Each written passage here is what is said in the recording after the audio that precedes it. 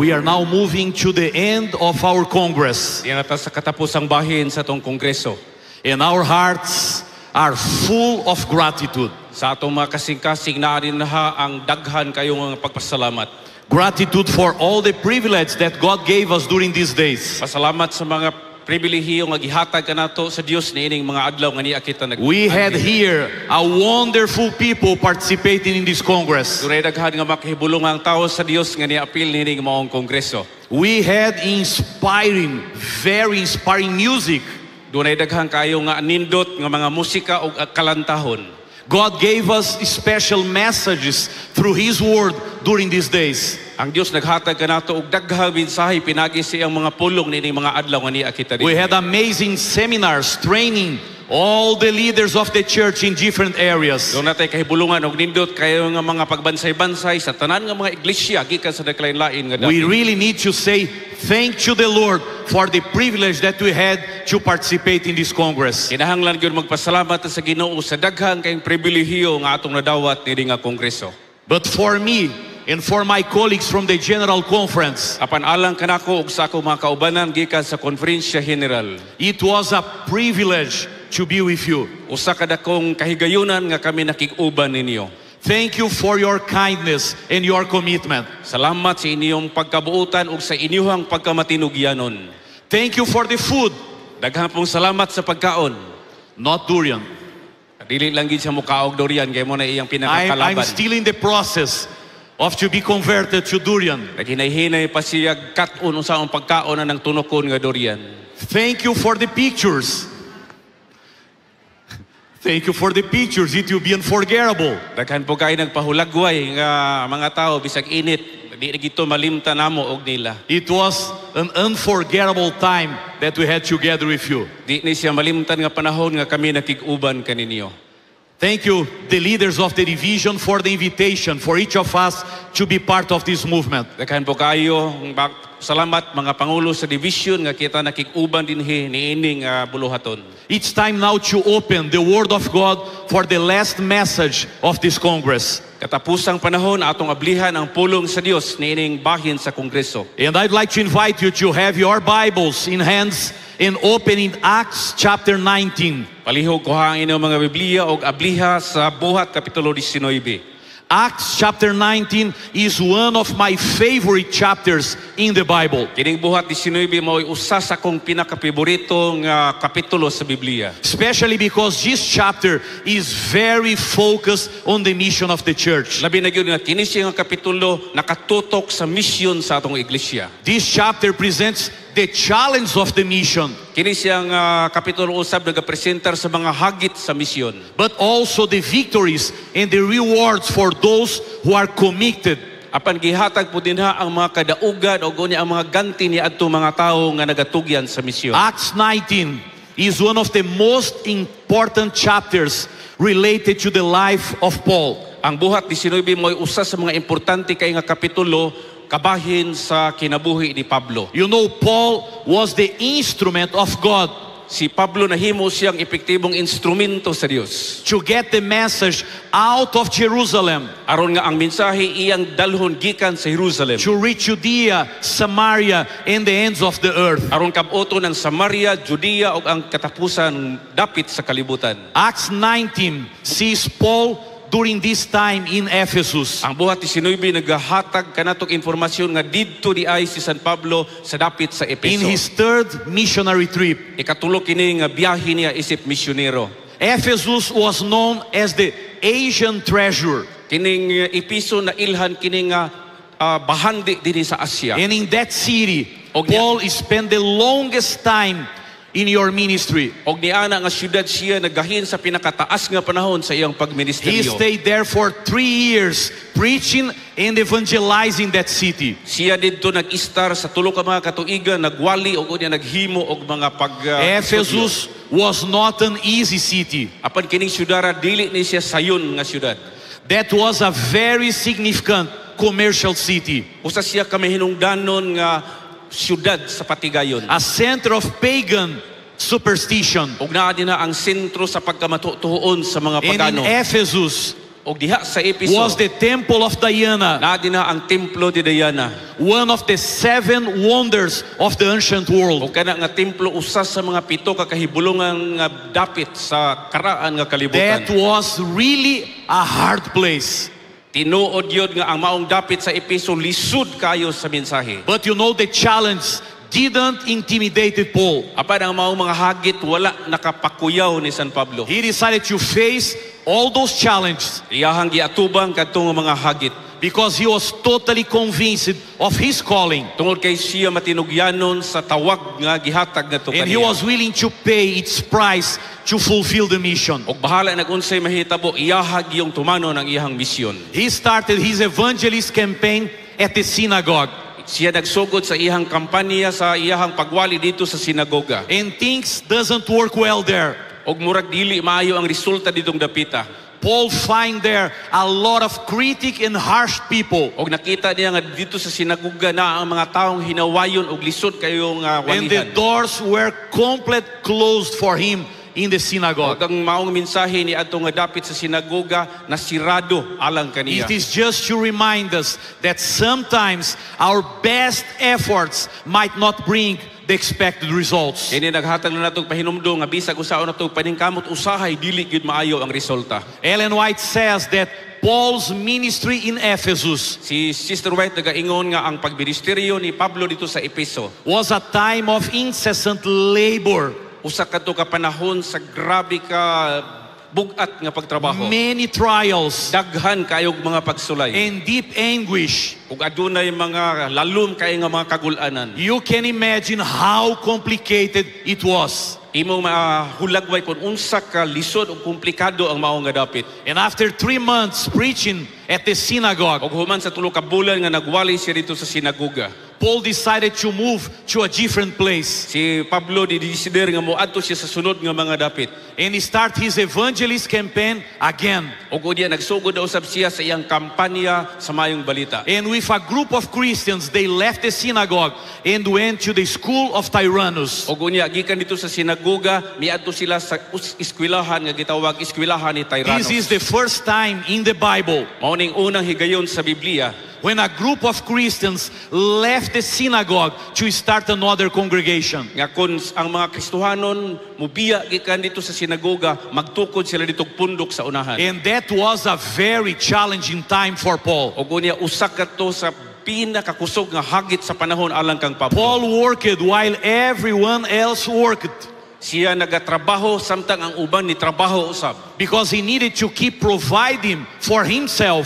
Kay siya nagtrabaho alang pud sa iyang kaugalingon nga pagkaon. But Paul preached Apan siya nagpadayon sa pagwali. while everyone else rested Samtang ang uban nagapahulay. because he was convicted that he needed to offer salvation for Tungod Ephesus. kay siya nakakabig nga kinahanglan gyud nga siya daog og kalag dito sa It Epeso. happened just to remind the commitment of Paul. Kini nahitabo tungod kay pahinumduman kita kung unsa ka matinugyanon si San There was Pablo. no specific time of the day or night Walay specific nga panahon sa iyang pagwali, adlaw man o gabi. for Paul to fulfill his mission and honor his calling. Tungod kay gusto niya nga iyang tumanon ang iyang mission isip nga paghatag og pagtagad sa iyang tawag. And you know the result of that evangelist campaign? Og kay balubon mo kung sa resulta niya ng iyang pagwali dito, God opened all doors. ang Dios nag-ablis tanan nga pultahan.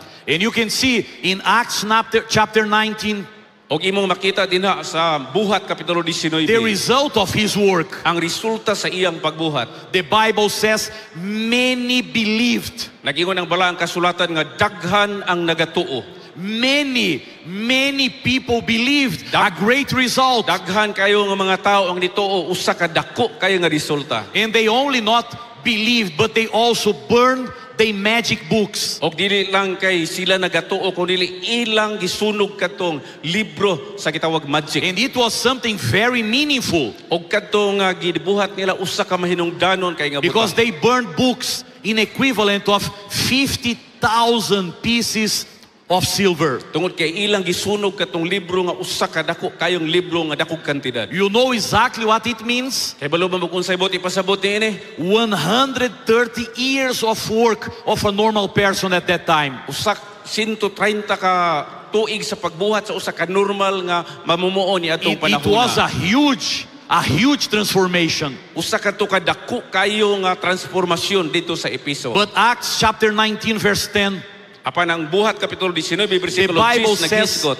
the Bible says something very meaningful. Naghatag ang Biblia og usa ka makahuluganon kaayo nga The istorya. Bible verse says, Nagingon ang maong bersikulo. and this continued for 2 years, Og siya nagpadayon sa duha ka mga katuigan. so that all who dwelt in Asia So aron nga ang tanan nga nagapuyo dito sa Asya heard the word of the Lord Jesus. makadungog sa pulong ni Ginoong Hesukristo. You know, this evangelist campaign Kabalo mo nga kadtong pagwali nga gihimo ni Pablo dito sa Epeso. was the beginning of the Christian church in Asia. Mao to ang sinugdanan sa Kristohanong iglesia dinhi sa Asya. It means we are all here Buot pasabot nga kitang tanan ni akaron dinhi in all Asia, og sa tibuok nga Asya, the biggest continent of the world, ang pinakadako nga kontinente sa kalibutan. because of that evangelistic campaign. Tungod ni anang gihimo nga pagwali ni Pablo dito sa It means Epeso. it's important for us to pay attention on that because it's part of our identity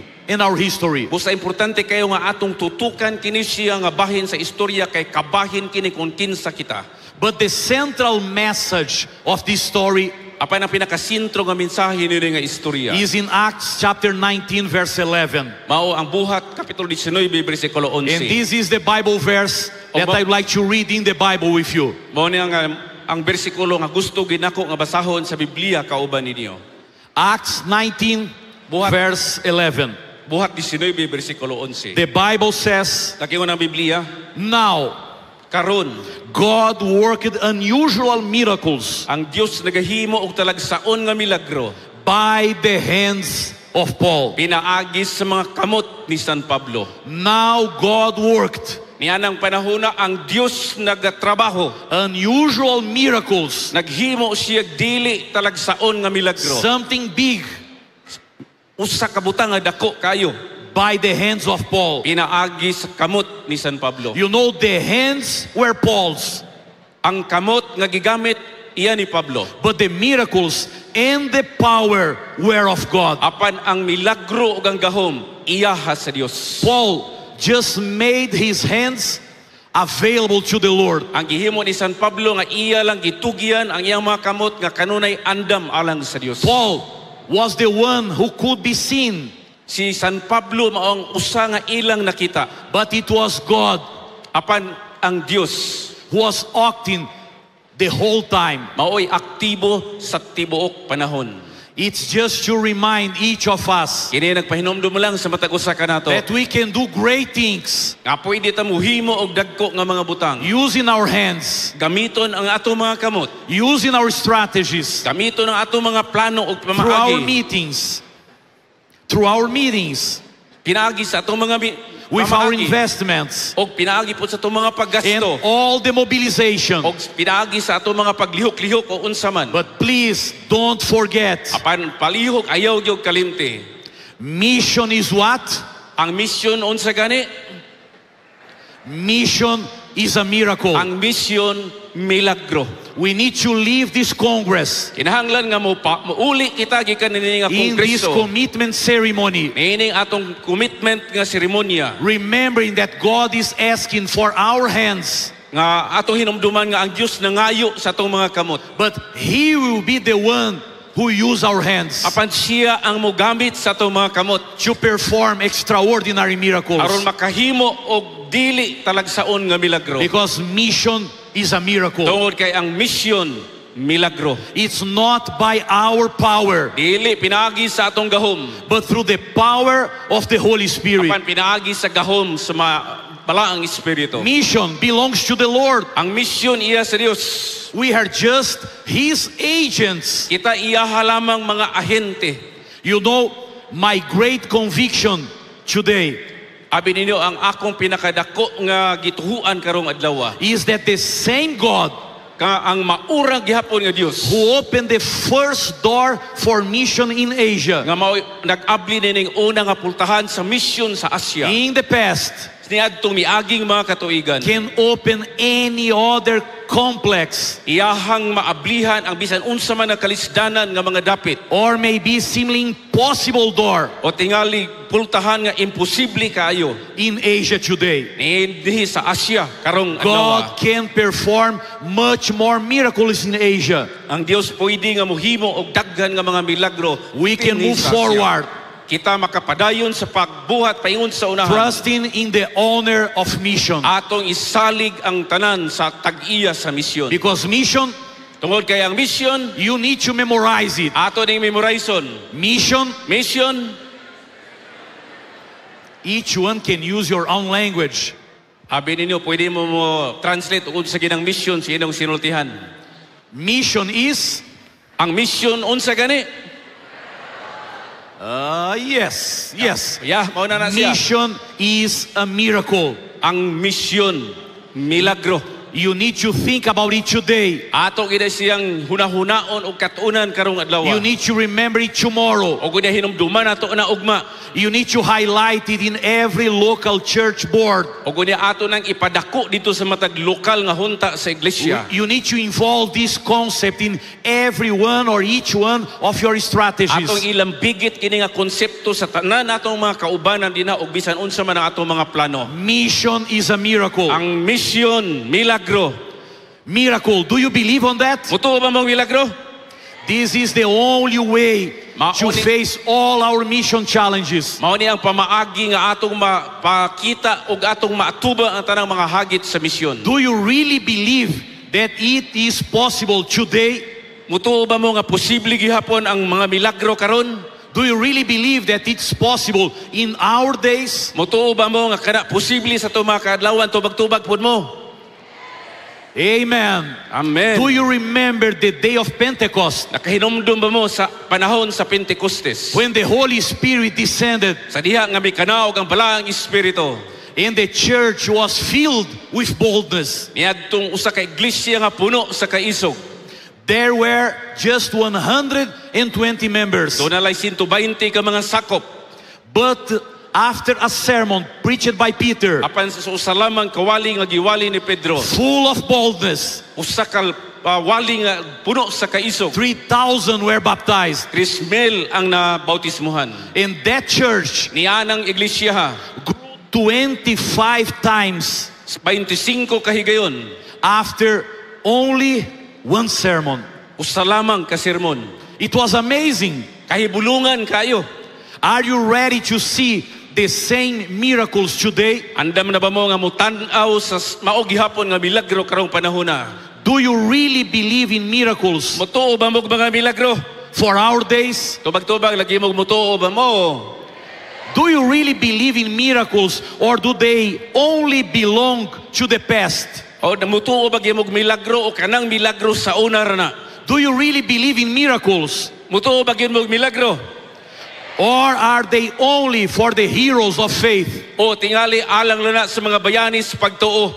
Do you really believe in miracles, Mutuo ba mga milagro? or are they only for other countries of the O world? tingali dito na sa uban nga mga dapit sa kalibutan? Do you really believe in miracles? Mutuo ba gyud mo in taon sa milagro? Where is the God Asa man ng Dios that released his people from Egypt? nga sa diha nga ang mga tao niya mibiya sa Ehipto? The most important earthly power of that time. Ang pinakagrabe dako nga yutan-ong gahom niya ng panahon na ang Ehipto. Where are the God that broke down the walls of Jericho?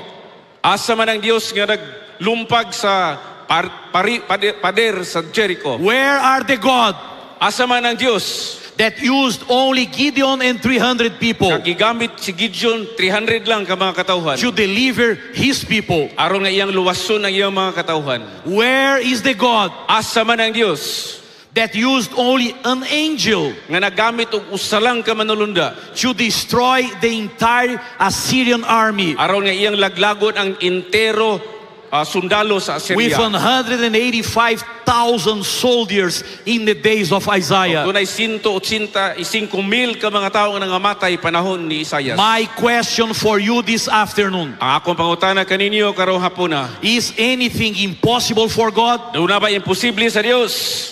Any country God can't open? Doon na ba yung mga nasod nga di maablihan sa Dios? Any heart He can't touch? Doon na ba kasing-kasing nga di niya pwedeng mahikap? Any problem He can't resolve? Doon na ba problema nga di niya masulbad? Any miracle He can't perform? Mga milagro nga di niya pwedeng himuon. The same God is alive and ready. Ang maora gihapon nga Dios mao ang kinabuhi ug ang kahayag. He is ready for miracles today. Andam siya nga mohimog milagro karong panahona. He is ready to open closed borders. Kaya niya nga ablihan ang nasirado nga mga utlanan. He is ready to open closed hearts. Iyahang maablihan ang mga sirado nga mga He is kasing-kasing. ready to open closed cultures. Klaro niya o maablihan niya ang sirado nga mga kultura. And He is ready to open closed countries. O niya klaro o andam niyang maablihan ang sirado nga mga He kanasuran. just invites us Iyahalang tang giinbitar to place our hands in His hands. nga atong ibutang ang atong mga kamot sa iyang mga kamot. And He assures O niya siya naghahatag that He will kasiguruhan perform extraordinary miracles. o nga siya muhimo og talagsaon nga milagro. Don't forget, Ayaw ninog kalimte. God can change things instantly. Ang Dios pwede makahimo og mga butang diha-diha dayon. You probably remember many examples in the Bible. Tingali ka mo mahinomdom og daghang kaayong ehemplo diha sa Biblia. Do you remember what happened with Job? Hinomdom mo kung sa nahitabo ni Job. How did things happen rapidly and changed his life? Unsay mga hitabo nga dali ra kaayo nga nagakahitabo sa iyang kinabuhi. Do you remember Joseph's situation? Nakinomdom mo sa sitwasyon ni Joseph. He was a prisoner in one day Usa ka adlaw priso siya. and a governor in the following day. O unya nahimong gobernador pagkasunod adlaw. We have a God of miracles Aduna tay Dios sa mga milagro that can change things immediately. nga pwede siya mo usab sa mga butang diha-diha dayon. Let us renew our confidence in Him Atong pag-uho ng atong pagsalig kaniya. and ask Him to use our hands O gunya ato siyang ingnon nga gamito niya ang atong mga to kamot. perform extraordinary miracles Aron nga mahimo ang dili talagsaon nga milagro. like He did through Paul. Sama siyang gihimo pinaagi kang San Pablo. If we just use in our hands, O sa diha nga ato lang gamito ng atong mga kamot. we can expect any miracle to take years. Atong paabot ang daghang kayong mga milagro nga mahitabo. It will take years to overcome any of our challenges. Kinahanglan lang usa nga makabuntog ni atong mga hagit. But if our hands is in the hands of the Lord, Apan kung ang atong kamot dinha sa mga kamot sa Dios, miracles can be expected ang mga milagro moabot gayon. and doors can be opened in a ways that you can't imagine. O gunya ang mga pultahan maabli sa paagi nga di nato mahulagway. Because what? Tungod kay tubag-tubag lagi mo. Because what? Tungod kay Tungod kay ang mission unsa gani? because mission is a miracle. tungod kay ang mission milagro. And this afternoon, Niyaning hapuna, I would like to invite you to renew your commitment to the Lord ako mong imbitaron nga atong bag-uho ng atong pagtugyan ngadto sa Dios. and say to Him, Dear Lord, Og ingnon nimo siya, mahal nga Dios. take my hands Niya ako mga kamot. and use my hands Gamita kining akong mga kamot to perform extraordinary miracles Aron sa- in the mission of the church. aron sa paghimo og dili talagsaon nga milagro sa mission sa iglesia. May the Lord count on you. Hinaot nga ang Dios mag-ihap kaninyo. May you respond again and again and again to the Lord. Hinaot nga kamo mong tubag sa makausapa og sa sunod nga panahon. Count diha on me, sa Lord. Dios, nga kamo mahimog kabahin sa misyon. I will go. Muadto ko. I don't have all the tools. Wala ko'y daghan nga mga kahimanan. I don't know what will happen. Wa ko'y kabangkagan o si sunod nga mahitabo. I don't know how people will react. Di ko kahibalog unsay mga reaksyon sa mga But please, tao. dear Lord, Apan Ginoo, palihog lang. use my hands Gamita ang akong mga kamot. according to your will Sumala sa imuhang kabubuton. to perform extraordinary miracles Sa pagbuhat og dili talagsaon nga milagro. in Asia Sa Asya. again. Niya pa. Because if the work is started in this continent through a miracle, Tungod kay ang buhat nagasugod niya kontinente, pinaagis milagro. God can follow performing miracles in this area of the world. Musunod gihapon ang mga milagro nga angay mahimo sa Dios niini nga bahin sa He kalibutan. just need some hands like Paul's. Nagkinahanglan lang siya mga kamot sama sa kamot ni Pablo. People that can say to the Lord, Mga tao nga pwede mo ingon ngadto sa Dios. I would like to be light to this world. Gusto ko nga mahimong kahayag dining kalibutan na. I would like to share hope. Gusto ko nga magpahat og mga paglaom. I would like to be an agent Gusto kong mahimong ahinti o kabahin. to share the three angels' messages Nga mubahin, mupahat sa tulok kami And help to prepare this world. Og andamon kining kalibutan na to the second coming of Jesus. sa pagbalik ni Ginoong Hesukristo. May God count on you. May mayuntag ang Dios himo nga kamo kabahin sa iyang buluhaton. May I hear your amen? Pwede ba kamo magka-amen? Salamat sa amen. May I hear your amen again? Amen na pod. May I see your hands? Tanaw na ko ang atong mga kamot. Praise be the Lord. Let me pray for you. Our Heavenly Father, Among amahang langit nun. thank you for the privilege to be here. Salamat sa pribilehiyo sa pag-anhi dinhi. Thank you for your call. Salamat sa imong pagtawag. Thank you for your promise. Salamat sa imong saad. Thank you for your miracles. Salamat sa imong mga milagro. And thank you for the privilege that we have Salamat sa mga pribilehiyo nga niya kanamo. to be your agents in this earth. Nga mahimong imong mga ahinti nining kalibutan na. Dear Lord, Mahal namo nga Dios. now we would like to place our hands in your hands. Gusto namo nga ibutang ang among mga kamot sa imong mga kamot. And like you did with Paul's Ug hands, sama sa imong gihimo sa kamot ni San Pablo. please perform new miracles in Asia again. Palihog paghimo og mga bag-ong milagro usab dinhi sa Asya. Because as the message started in Asia, Tungod kay ang mensahe nagasugod sa Asya, full of miracles, puno sa mga milagro. would like to see the end of the work in this continent Gusto namo nga makita ang katapusan sa kalibutan niini nga kontinente. with many miracles again.